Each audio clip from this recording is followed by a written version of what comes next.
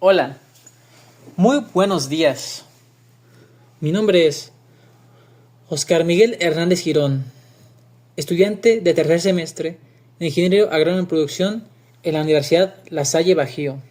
Y el tema que hoy voy a presentar es Legislación Agraria Mexicana, artículos 9 al 135 de la Ley Agraria. Este tema forma parte esencial del estudio del derecho agrario y es de gran relevancia para la formación de los ingenieros agrónomos, ya que regula la organización, administración y aprovechamiento de las tierras de propiedad social en México.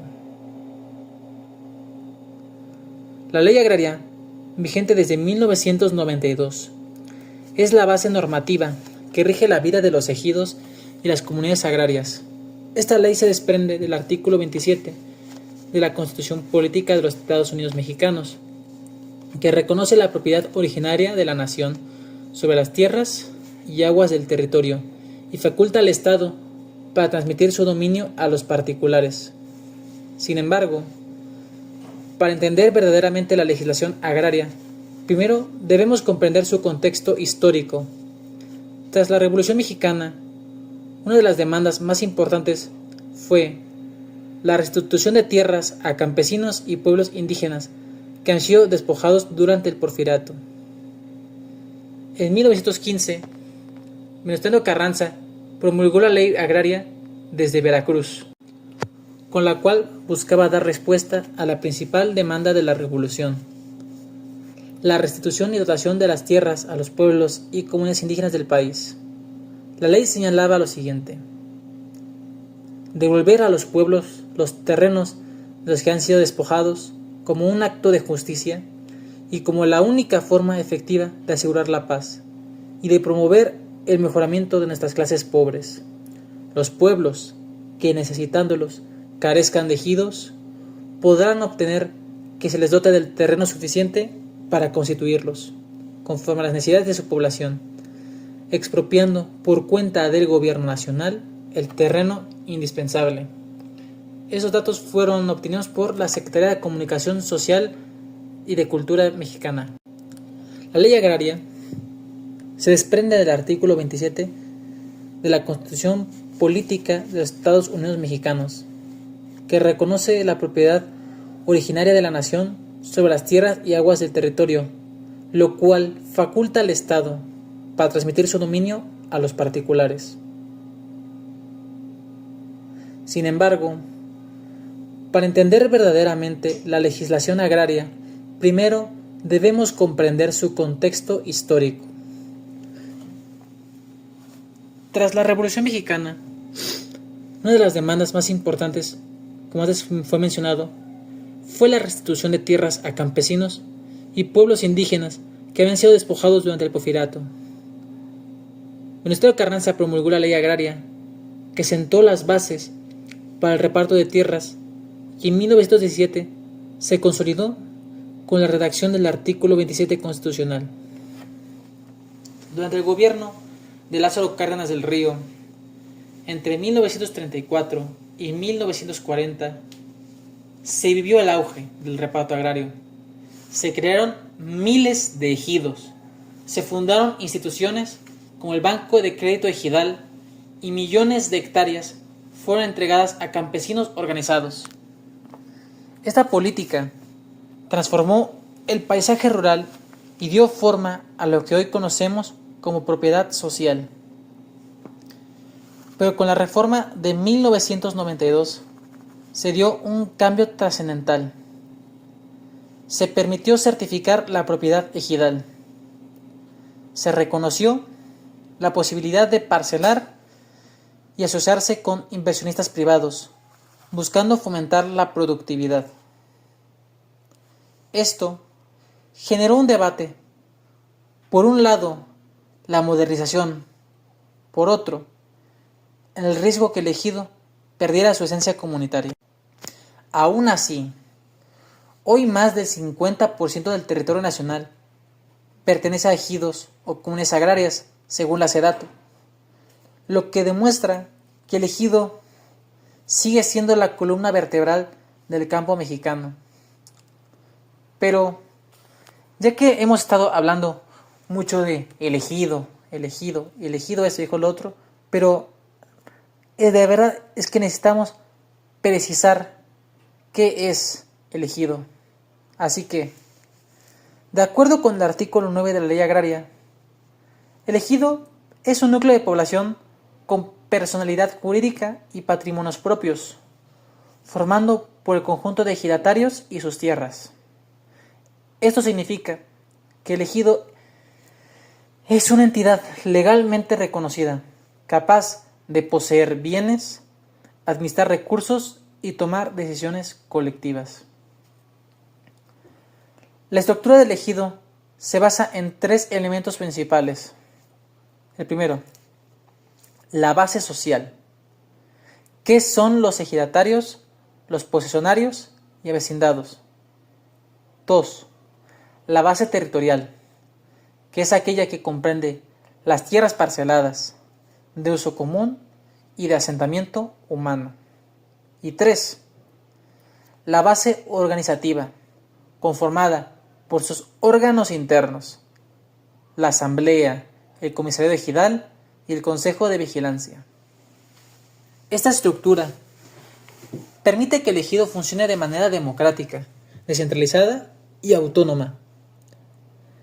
Cada decisión debe tomarse mediante acuerdos colectivos, lo que refleja una de las características más interesantes del derecho agrario, su espíritu social y participativo. Desde una perspectiva agronómica, la estructura del ejido es fundamental porque determina cómo se gestiona el territorio rural. Un ingeniero agrónomo que trabaja en el campo necesita conocer la estructura interna del ejido para saber con quién coordinar proyectos, cómo solicitar permisos o siquiera cómo implementar programas de desarrollo sustentable. Por ejemplo, en muchos ejidos del Bajío se destinan áreas de uso común a proyectos de reforestación o sistemas de riego compartido, mientras que las parcelas individuales se usan para cultivos intensivos. Todo esto debe respetar los acuerdos de la asamblea y el reglamento interno. Y aquí, con lo que se acaba de comentar, es que un ingeniero agrónomo no está completo, para nada está completo, si no es capaz de poder gestionar proyectos ejidales. Porque al fin y al cabo, como se mencionó antes, el ejido es la columna vertebral del campo mexicano. El ejido es aquello que le está brindando seguridad alimentaria a México.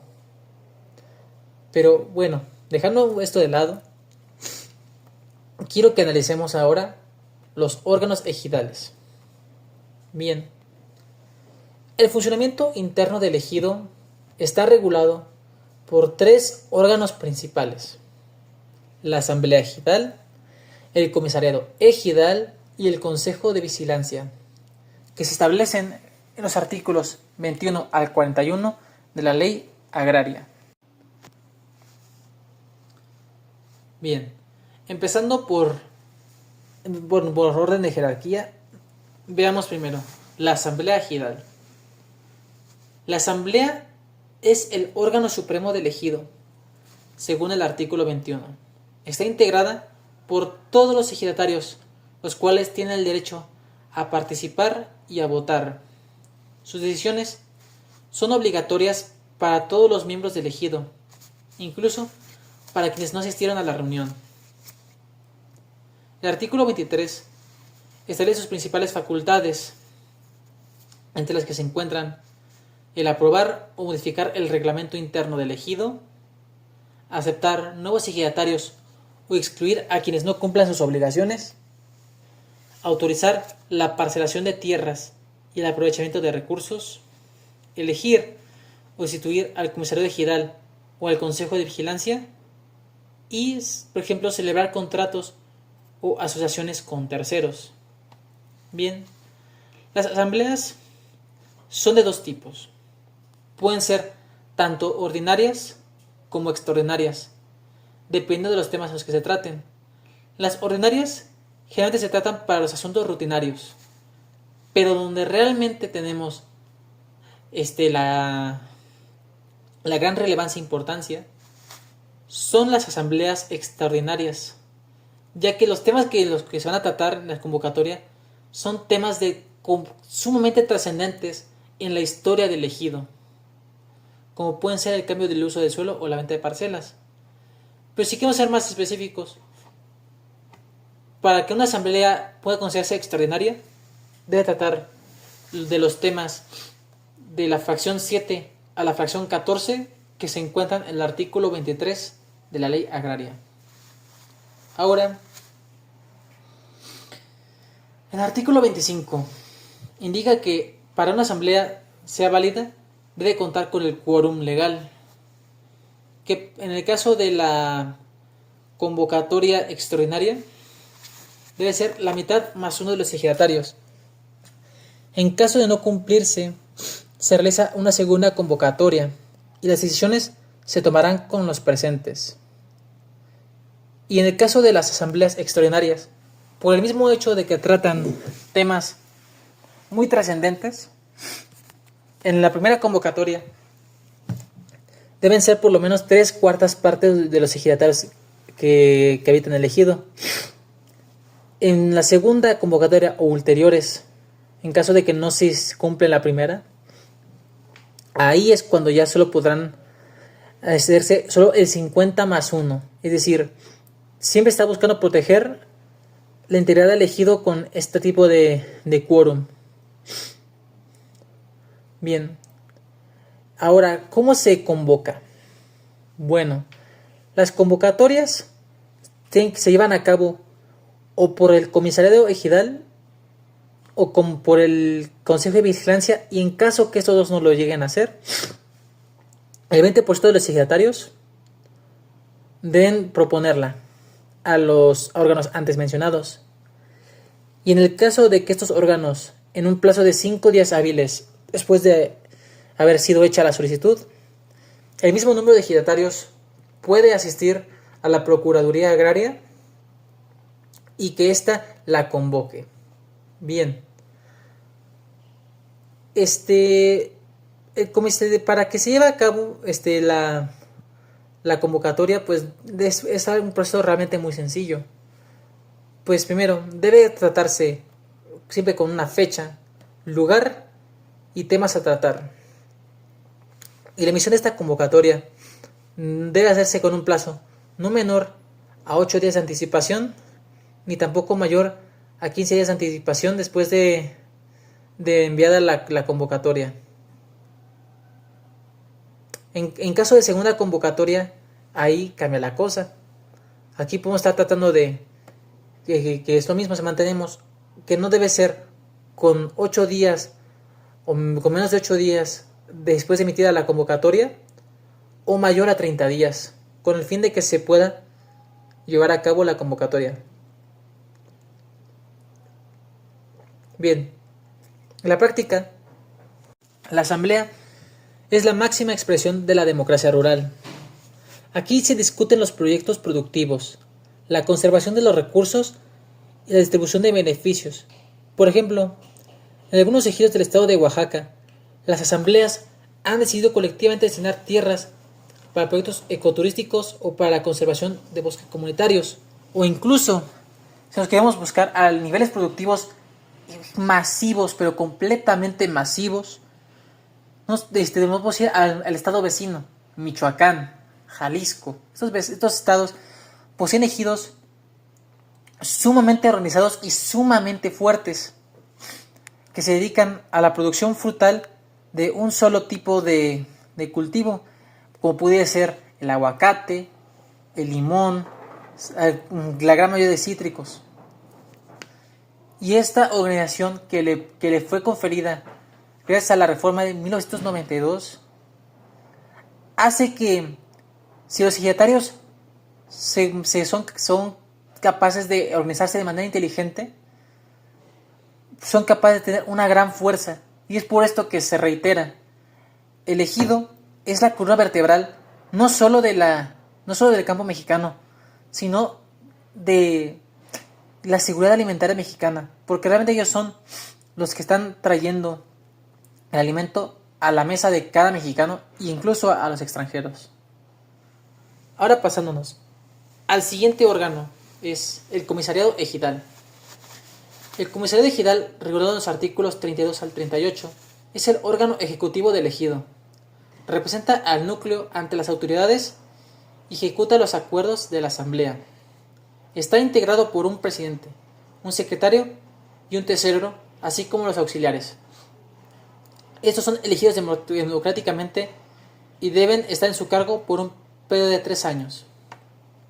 Sus principales funciones son el convocar a las asambleas, ejecutar las decisiones aprobadas, representar al ejido en actos jurídicos y administrativos, administrar los recursos y bienes del ejido, y por último rendir cuentas al Consejo de Vigilancia. Este órgano es muy importante desde el punto de vista agronómico, porque es el enlace directo entre los productores y las instituciones del Estado. Por ejemplo, los comisariados son quienes gestionan apoyos ante la SADER o programas de tecnificación del riego ante Conagua. Y como último órgano, encontramos al Consejo de Vigilancia. El Consejo de Vigilancia, establecido entre los artículos 39 al 41, tiene como objetivo supervisar que el comisariado cumpla con la ley y con los acuerdos de la Asamblea.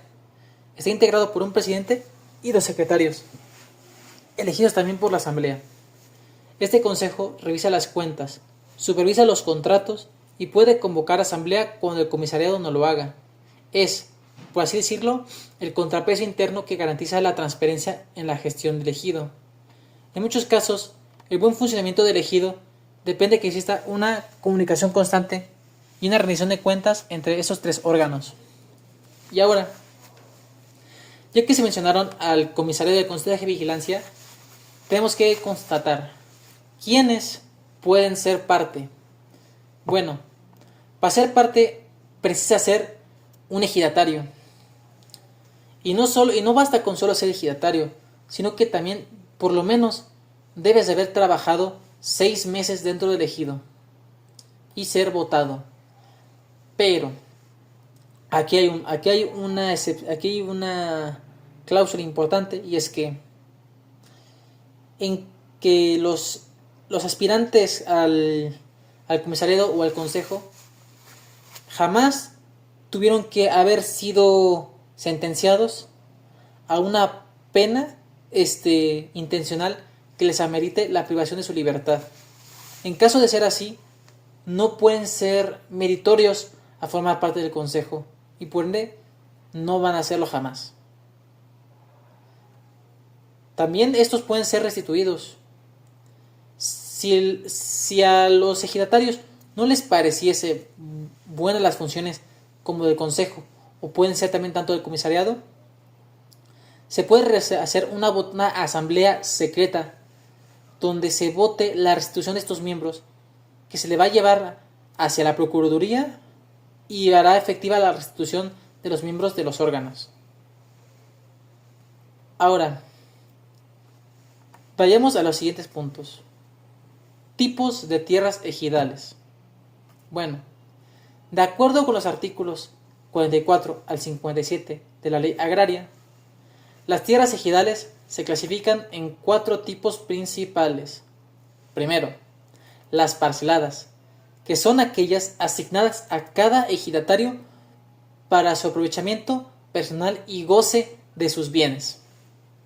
El ejidatario tiene el derecho al usufructo, puede sembrar, construir y heredar la parcela, pero jamás va a poderla vender libremente, salvo que ésta se haya desincorporado del régimen ejidal, siendo así que pase a ser pequeña propiedad. Segundo, las de uso común, que son las más representativas del espíritu colectivo. Estas tierras se destinan a actividades compartidas, como son el pastoreo, el aprovechamiento forestal, infraestructura común. Por ejemplo, algunos ejidos en Chiapas han destinado sus tierras de uso común a proyectos de café orgánico o de conservación ambiental. Y tercero, las tierras para asentamientos humanos. Aquí es donde se ubican las casas, escuelas, canchas o servicios comunitarios. Y esas zonas deben delimitarse claramente para evitar conflictos. Y cuarto, las tierras no susceptibles de reparto, que son áreas destinadas a la conservación ambiental, zonas arqueológicas o reservas ecológicas. La correcta clasificación y usos de tierras es vital para evitar la degradación del suelo y promover la productividad sostenible. Según la FAO en 2023, la planificación territorial dentro de los ejidos es clave para equilibrar la producción agrícola con la conservación de los recursos naturales. Yo aquí he de comentar que como persona, opino que las tierras de asentamiento humano son unas tierras ultra mega importantes para lo que es el ejido. Porque el hecho de que, por ejemplo, los solares de las escuelas, que al fin y al cabo son solares que se van a dedicar a la formación de los hijos de los ejidatarios, de familias de todos los ejidatarios, para que ellos puedan ser educados con una forma de trabajar la tierra que realmente sea sustentable, que puedan ser más inteligentes para llevar a cabo un ejido fuerte, para que todos ellos, en caso de que no sean aquellos que vayan a heredar el ejido, puedan ser quienes puedan ser personas provechosas para la sociedad. Porque aquí en México no hace falta ya tanto productividad, hace falta gente de provecho. Y las escuelas rurales que brindan los solares educativos cumplen esa función. Bueno, siguiente punto. Ahora, retrocediendo un poquito, vamos a ir a los procedimientos de asamblea. Bueno, la asamblea ejidal debe seguir procedimientos formales para que aseguren su legalidad. Y en el artículo 24 se indica que el comisariado debe emitir una convocatoria con al menos 8 días de anticipación, donde especifique el lugar, fecha y orden del día, así como antes se había mencionado. Así, durante la sesión, se registra la lista de asistencia, se verifica el quórum y se levantan actas que deben ser firmadas y registradas ante el Registro Agrario Nacional, abreviado el RAN. Las decisiones se toman por mayoría simple, como antes mencionado, aunque en casos especiales como la enajenación o cambio de uso de suelo se requiere de una mayoría calificada. Este proceso es importante porque garantiza la transparencia y la participación colectiva. Además, las actas de asamblea tienen valor legal y son indispensables para cualquier trámite ante la SEDATU o el RAN. Y aquí, haciendo paréntesis, muchas veces sale la pregunta sobre si los ejidatarios, en caso no puedan asistir, puedan llevar a mandatarios. Y la respuesta es, claro que sí. ¿Y cómo se hace? Bueno, por medio de una carta poder debidamente suscrita, donde se incluya la firma del ejidatario y la firma del mandatario.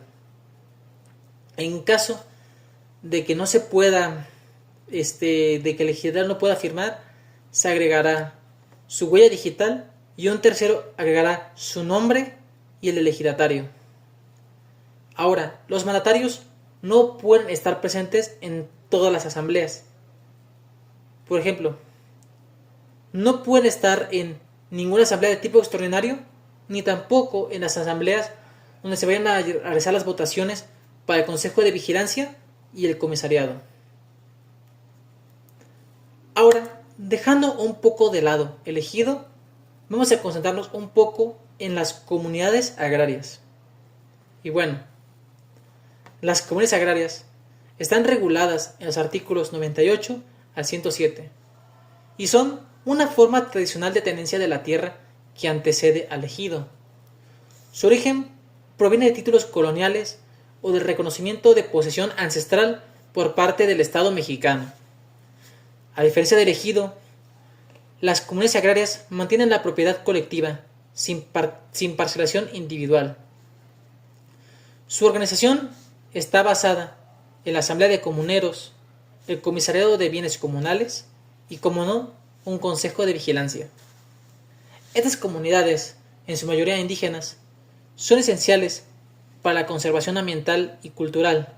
De hecho, la FAO en 2022 ha reconocido que las comunidades agrarias en México son clave en la protección de bosques y la lucha contra el cambio climático. En el ámbito agronómico, trabajar con comunidades agrarias requiere respeto a los usos y costumbres, así como un enfoque participativo que valore sus saberes tradicionales. Y aquí una pregunta que es muy común es, ¿cuál es la diferencia entre las comunidades agrarias y los ejidos? Y bueno, la principal diferencia es que mientras que los ejidatarios solo son poseedores de derechos, los comunales son poseedores de tierras. Sería como una diferencia bastante sencilla, pero que marca bastante la diferencia. Y otra diferencia es que las comunidades agrarias mantienen al completo la propiedad colectiva. Y aquí vamos a pasar a los siguientes puntos. Siguiente. La creación y extinción del ejido. ¿Un ejido se puede crear? Sí. ¿Y un ejido se puede extinguir? También. Bueno, la creación de un ejido está regulada en los artículos del 15 al 20.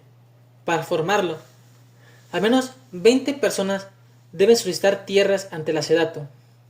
Se realiza un dictamen técnico y una resolución presidencial. Una vez aprobado, el ejido se inscribe en el RAN, lo que le da personalidad jurídica. Y en su caso contrario, la extinción.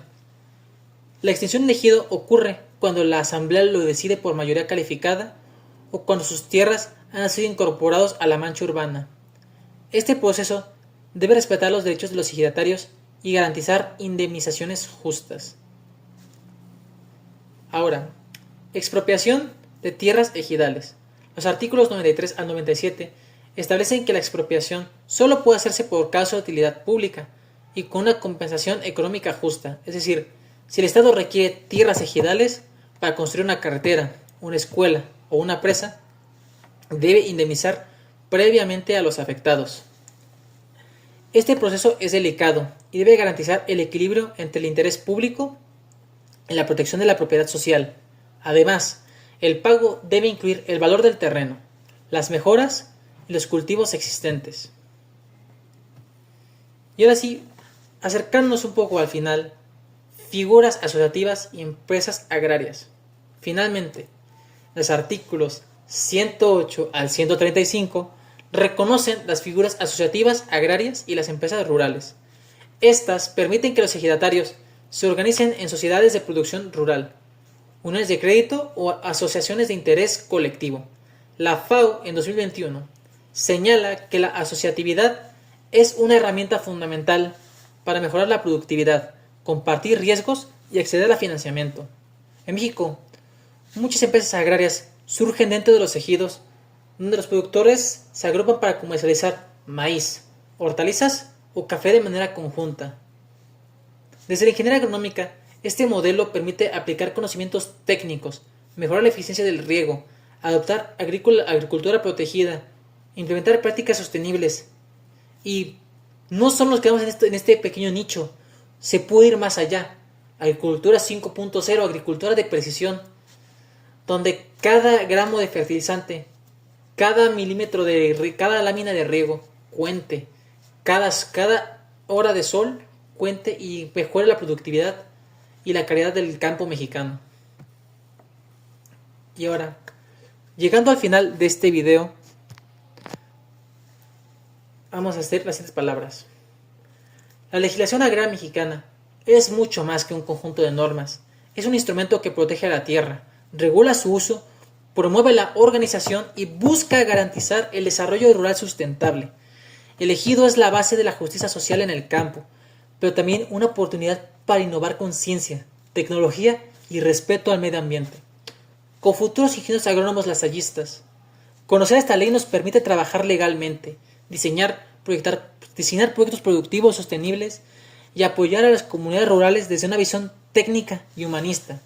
En palabras de la FAO, la seguridad en la tenencia de la tierra es el cimiento del desarrollo rural sostenible, y en México esa seguridad se le llama ejido. Muchas gracias por su atención.